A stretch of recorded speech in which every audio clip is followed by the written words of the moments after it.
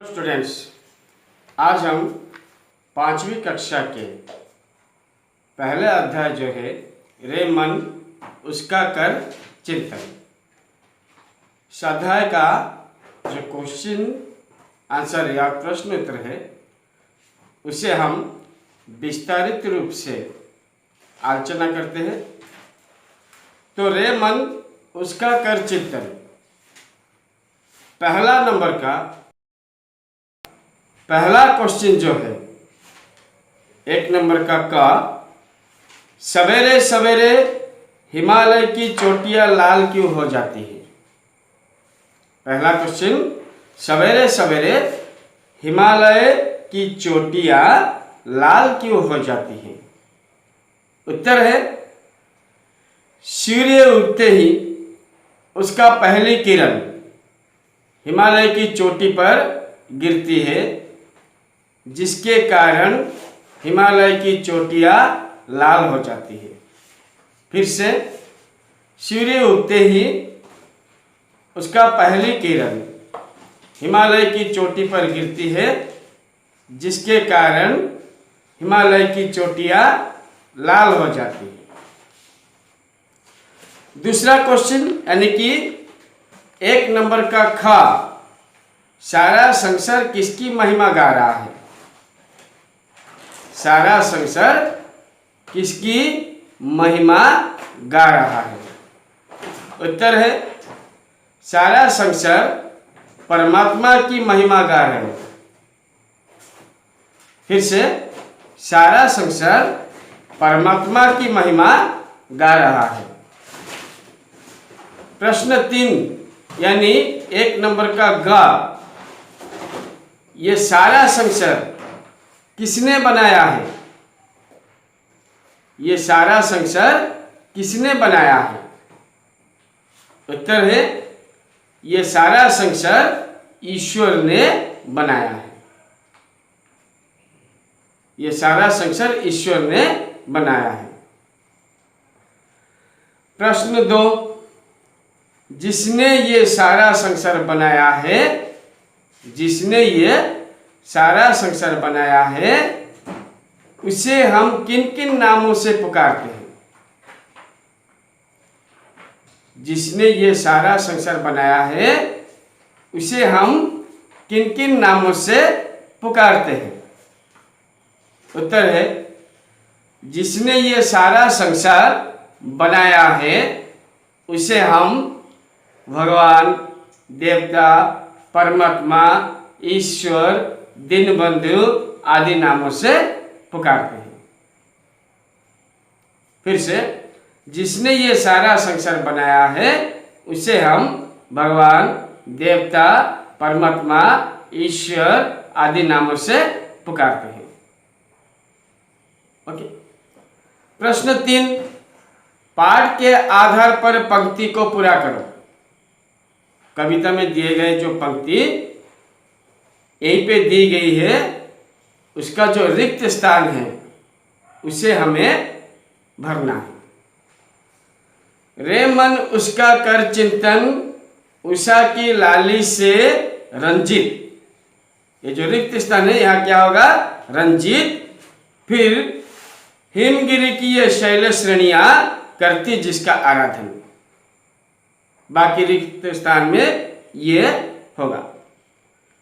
ख नंबर, झरना का रिक्त स्थान छिपाए डैश, यहाँ पे दी गई है, रिक्त स्थान है, खाली जगह है।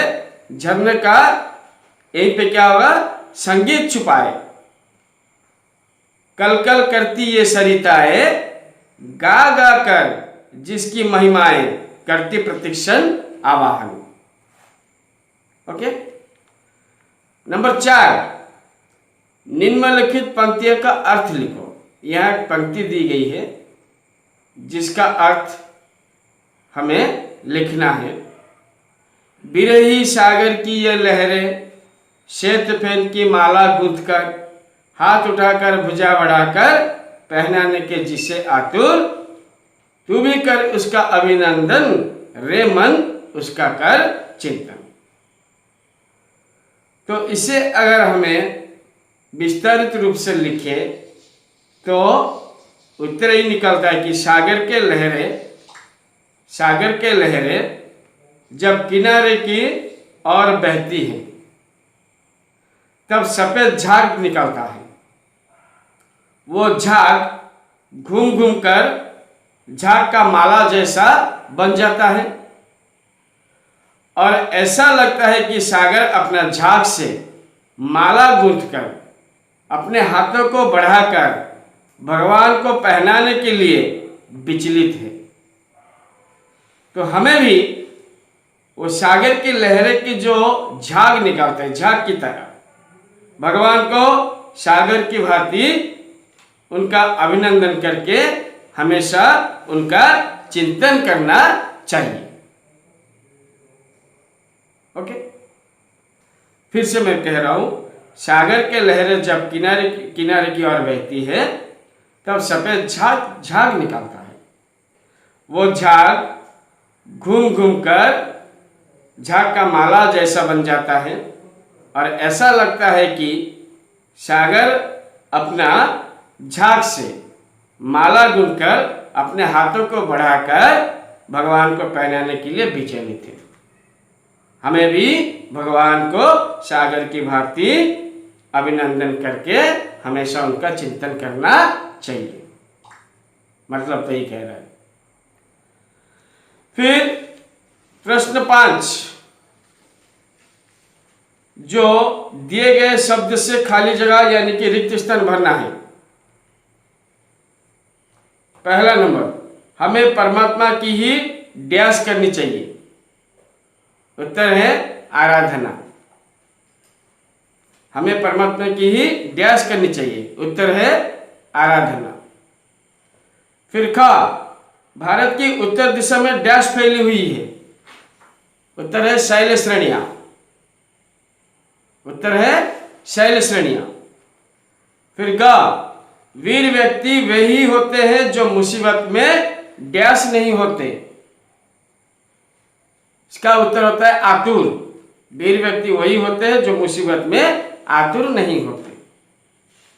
घ, उन्होंने अपने अतिथियों का डैश किया। उन्होंने अपने अतिथियों का अभिनंदन किया। उन्होंने अपने अतिथियों का अभिनंदन किया। फिर वह झाग का रंग डैश होता है। झाग का रंग श्वेत होता है। झाग का रंग श्वेत होता है। फिर प्रश्न 6, नीचे दिए गए शब्द के साथ अन्य शब्द संयुक्त कर नवीन शब्द बनाना है, नया शब्द बनाना है। जैसे हिम के साथ अगर गिरी जोड़ा जाए तो हिमगिरी होता है। उसी तरह हिम के साथ आलय जोड़ने से हिमालय बनता है, यानी कि हिम युक्त आलय इक्वल टू हिमालय। वैसे ही हिम के साथ अगर आंचल जोड़ा जाए तो हिमाचल बनता है। जैसे कि हिम युक्त आंचल यानी कि हिमाचल। वैसे शैल के साथ अगर श्रेणियां जोड़ा जाए तो शैल श्रेणियां होता है। शैल के साथ अगर श्रेणियों को हम जोड़ दे तो शैल श्रेणियां होता है।